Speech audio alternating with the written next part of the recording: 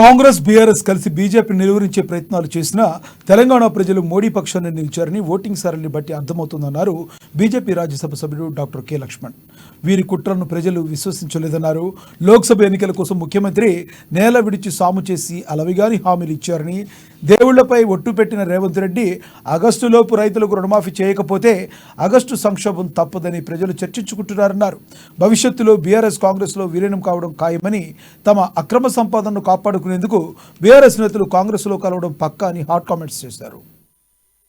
ఎదుగుతున్నది కాబట్టి రెండు పార్టీలను మించి ఇవాళ పార్లమెంట్ సభ్యులు గెలవబోతున్నారు కాబట్టి ఈ రెండు పార్టీల కుట్రపూరిత చర్యలు భవిష్యత్తులో బీఆర్ఎస్ కాంగ్రెస్ లో విలీనం కావడం ఖాయం. తెలంగాణ ఏర్పడినప్పుడే కేసీఆర్ కుటుంబం అంతా కూడా పోయి సోనియా గాంధీని ఏకరంగా మోకరిల్లలో కుటుంబ సభ్యులంతా కూడా ఆనాడే కాంగ్రెస్ తో విలీనం చేస్తామని చెప్పినటువంటి మరి కేసీఆర్ గారు మాట మార్చి అధికార దాహంతో మరి విడిగా పోయిన విషయం ఈ తెలంగాణ ప్రజలు మర్చిపోరు.